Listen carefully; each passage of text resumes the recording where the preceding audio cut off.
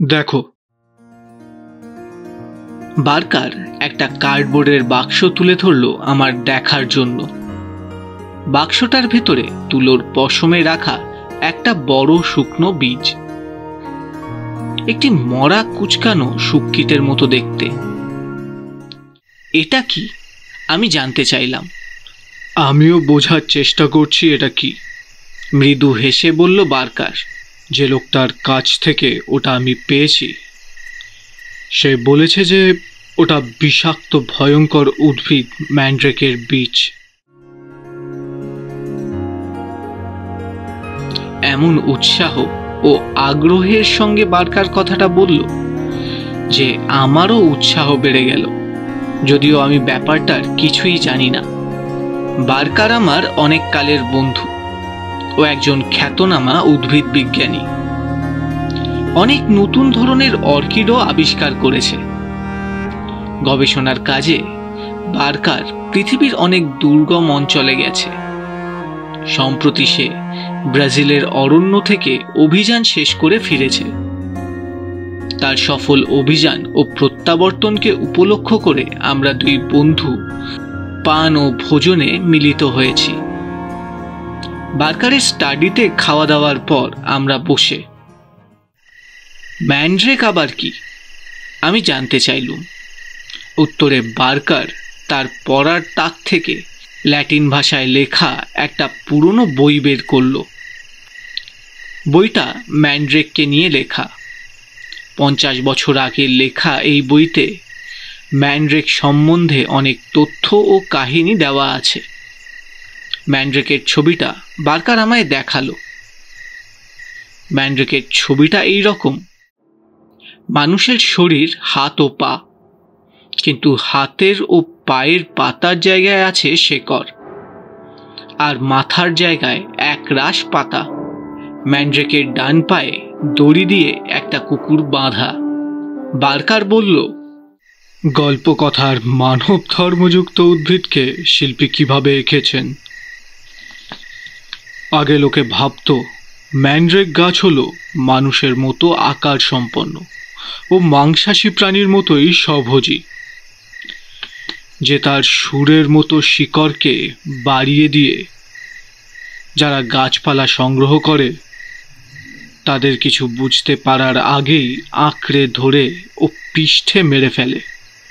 প্রাণীদের রক্ত খেয়েই এরা শক্তি অর্জন করে।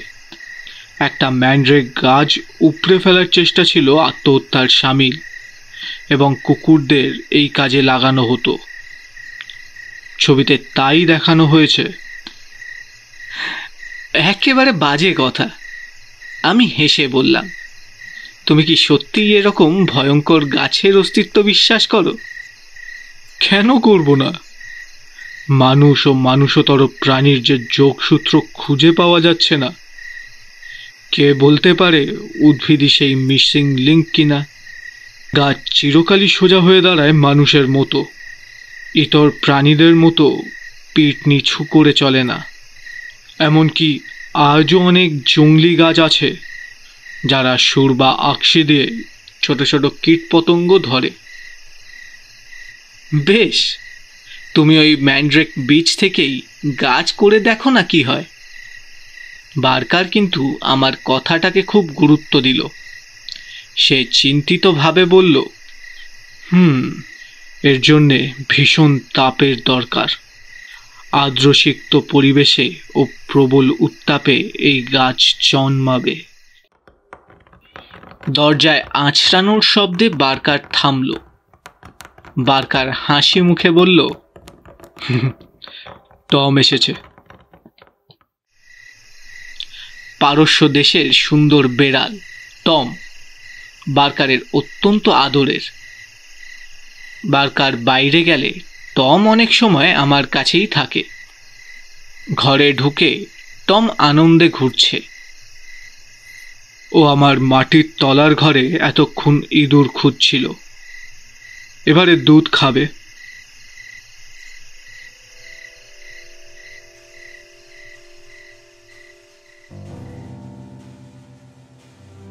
এক মাস কেটে গেছে। আমি নিজের কাজকর্ম নিয়ে অত্যন্ত ব্যস্ত ছিলাম। বার্কারের সঙ্গে আর দেখা হয়নি। একদিনও ফোন করলো। তুমি কি এক্ষুনি একবার আসতে পারবে? বার্কারের স্বর উত্তেজনায় অধীর। একটা অদ্ভুত জিনিস তোমায় দেখাবো, সেই ম্যান্ড্রেগের বীজটা। কি বলছো? ওঠার গাছ বেরিয়েছে নাকি? হ্যাঁ হ্যাঁ, প্রচন্ড উত্তাপ লেগেছে। আমার সেলারেই গাছ জন্মেছে। তাড়াতাড়ি আসো দেখতে। আমি প্রায় ছুটেই বেরোলাম।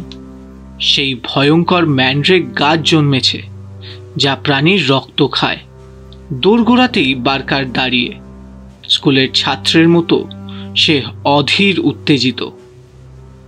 তার মুখে উল্লাস উন্মাদনা।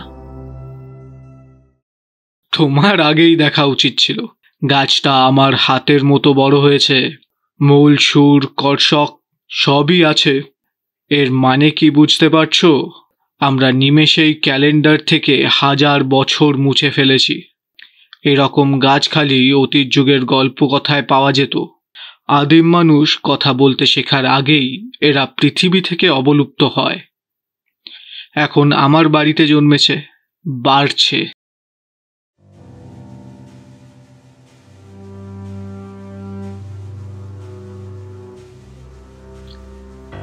বার্কারের উত্তেজনা আমাকেও স্পর্শ করল। আমিও উদ্দীপিত হলাম।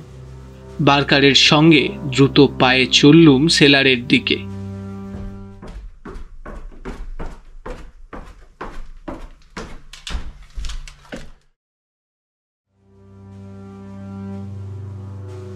মাটির অনেক গভীরে একেবারে নিচের ঘরটা। সিঁড়ি দিয়ে নামার সময় গরম ধোয়ার মেঘ এসে যেন ধাক্কা মারল। আর্দ্র উত্তাপ, বার্কার ব্যাখ্যা করল। গরম বাষ্প আর বিদ্যুতের তীব্র আলো। আমি একটা তামার বয়লার এখানে বসিয়েছি। সেটা 3 সপ্তাহ ধরে ফুটছে। হোস পাইপ করে বয়লারের জল ঢালা হয়, আর প্রতি 4 ঘন্টায় অন্তর আগুন জ্বালা হয়। এই অতি উষ্ণ বাষ্প যে উত্তাপে ও আর্দ্রতার সৃষ্টি করছে, তাতেই এরকম গাছ বাঁচতে পারে। ইলেকট্রিসিটি দিয়ে আরো আলো ও অতিরিক্ত উত্তাপ সঞ্চারিত হচ্ছে। আমরা একেবারে নিচের ঘরে গেছি। উত্তপ্ত আবহাওয়ায় নিঃশ্বাস নিতে কষ্ট হচ্ছে, কিন্তু সেই বাষ্পের আবরণ ভেদ করে আলোর দৃষ্টি পৌঁছালো অন্য প্রান্তে, যেখানে নরম সিক্ত মাটিতে সেই অদ্ভুত গাছটা আস্তে আস্তে দুলছে। সত্যিই দুলছে। সেখানে কোনো বাতাস ছিল না যাতে কিছু আন্দোলিত হতে পারে। তবু গাছটা এক পাশ থেকে অন্য পাশে দুলছিল। সত্যি, গাছটা প্রায় হাতখানেক লম্বা, গোড়া বেশ মোটা। 2 পুষ্ঠ শাখা বেরিয়েছে, যার প্রান্তে পাতলা শিখরগুচ্ছ ওপর দিকে পত্রগুচ্ছের দিকে প্রলম্বিত হয়েছে। গাছটার রং সাদা, কিন্তু গোড়ায় হালকা ছাই ছাই রঙের ছত্রাক জমে আছে। দেখলে তো? অবশ্য ছবির মতো পা নেই গাছটার, কিন্তু হাত, সুর সবই আছে। কাছে গিয়ে দেখো, শোষক সুরও দেখতে পাবে। আমি তাকিয়ে দেখলুম, ফুলের মতো দেখতে শোষক সুরগুলো খুলছে, বন্ধ হচ্ছে, যেন খাদ্যের প্রত্যাশায়। আমি শিউরে উঠলাম।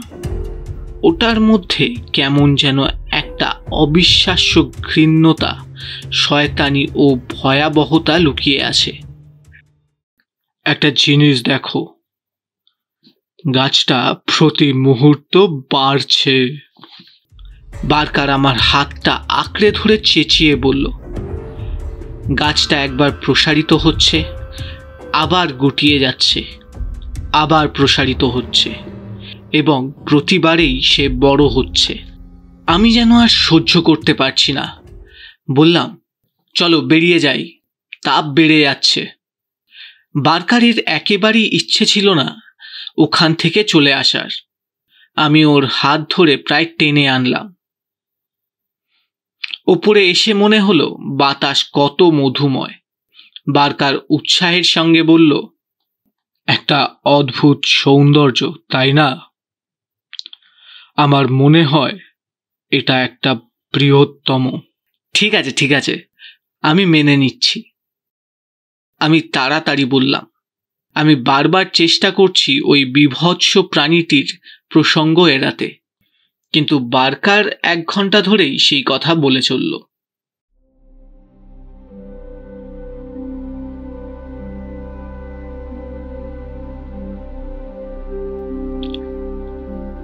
আমি ফিরে এলাম।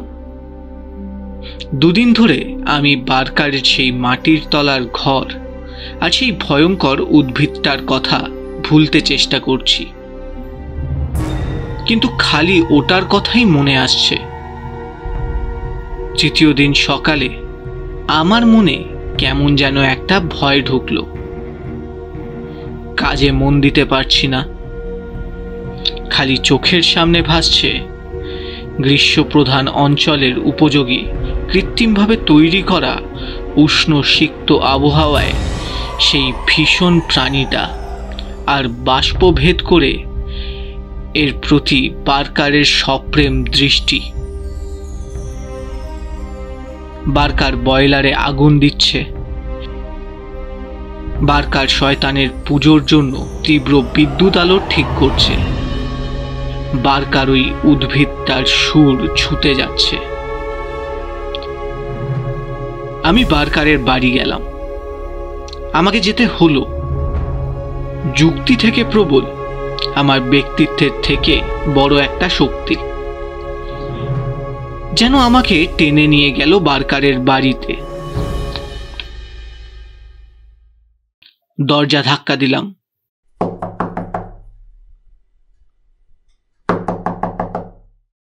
কোনো সাড়া নেই।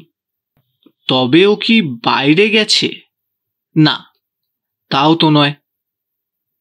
খুব জোরে জোরে ঘা মারলাম।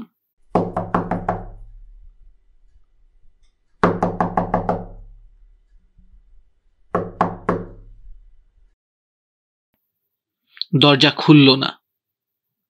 বাড়ির পেছনের দিকে চেঁচাতে লাগলাম, বার্কার, বার্কার, দরজা খোলো।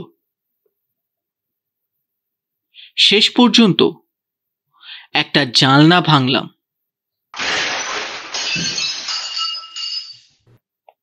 স্বাভাবিক অবস্থায় আমি তা করতুম না, কিন্তু আমার বন্ধুর সম্বন্ধে কেমন যেন একটা ভয় আমার মনে দানা বাঁধল। মনে হলো বার্কার নিরাপদ নয়। জানলা ভেঙে ভেতরে ঢুকে বার্কারের নাম ধরে চেঁচাতে লাগলাম, বার্কার, তুমি কোথায়? আমি চিৎকার করে ডাকলাম, কিন্তু কথাগুলো প্রতিধ্বনিত হয়ে ফিরে এসে যেন আমাকে ব্যঙ্গ করল।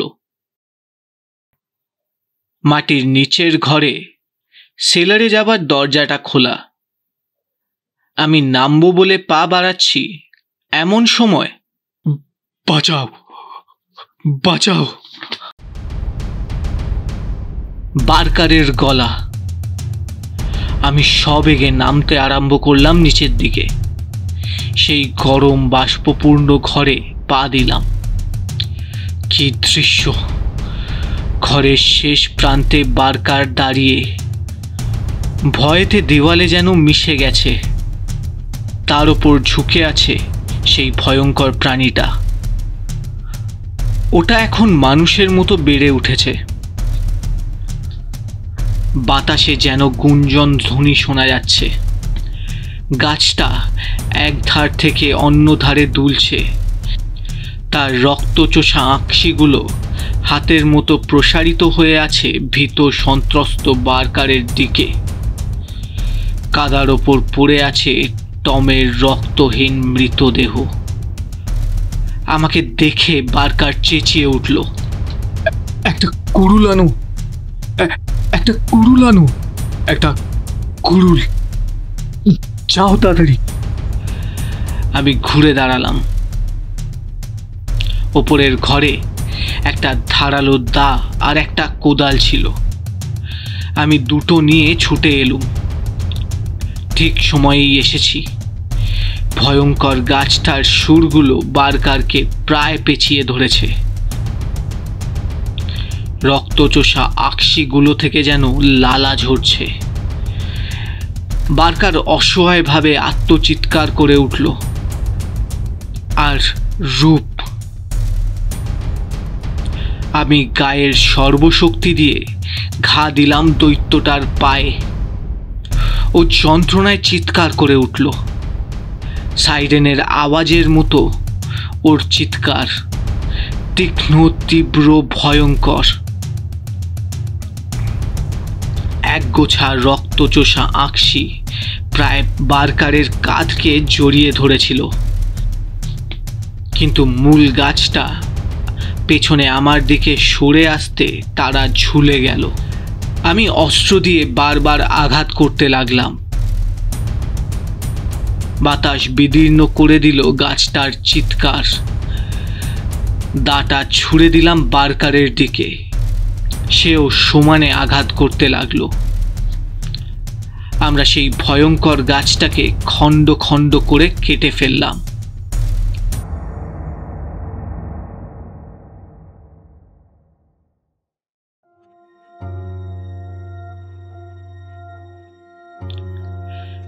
এতক্ষণে বার্কার নিরাপদ হয়েছে। তার সারা মুখে ঘাম ভর্তি। সে থরথর করে কেঁপে উঠছে।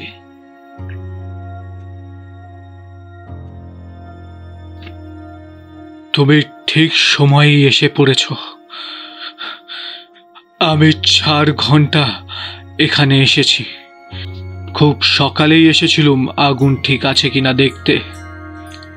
রাতারাতি গাছটা কত বেড়ে গেছে দেখে খুব খুশি হলাম, অবাক হলাম।